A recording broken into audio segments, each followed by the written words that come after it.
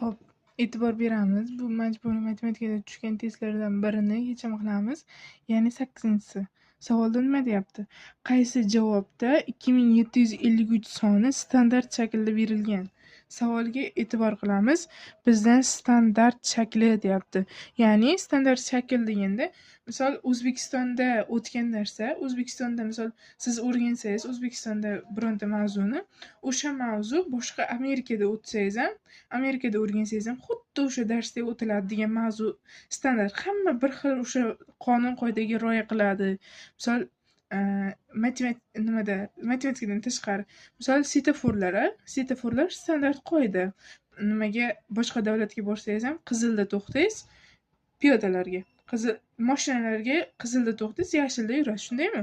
O'shanday bunda ham qonun qoidasi bor. Boshqa joylarda ham shunaqa standart shakl o'tadi, faqat O'zbekiston uchun emas. Boshqa joylarda ham hammasi qonun qoidada bitta joyda to'xtalgan. Xuddi shunday shu standart shakl deyiladi. Demak, qarang, nima deyapti? Deb hisoblab ko'rsangiz, qarang, virgulda biz hisoblashni o'rganganmiz. 10. Javobda mana 0 ni qisqartirasiz, bitta virgul surasida 2753 chiqadi. Bitta virgul bu tomonga sursangiz, bu tomonga o'tib qoladimi? Shu holatda 2753 qoladi, bu tomonda son yo'q. Endi 10 ni kvadratini ayirsangiz, bunda nima edi? 10 ni kvadratini ayirsangiz, 10 ni kvadratini qisqartirsangiz, ikkita virgul surishingiz kerak. Bitta, ikkita. Ikkita bo'lsa bu 2753.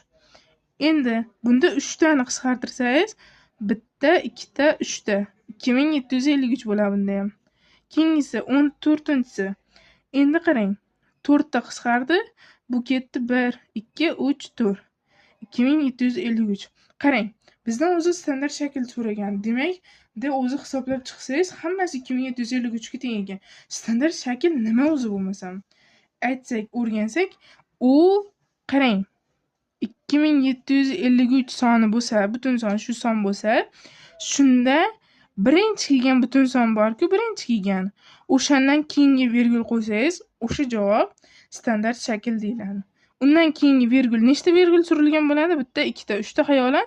Shuni 10 darajasi 3 ga ko'paytirsangiz, shu standart shakl deyiladi. Standart. Xullas, to'g'ri. Bu standart shakl S javobda berilgan. Bu qoida, bu birinchi kelgan sonda, birinchi kelgan raqamdan keyin virgul qo'yasiz, u tomonga nechta virgul ketgan bo'lsa, shuni ko'p darajaga ko'tarib qo'yasiz. Shu standart shakl deyiladi.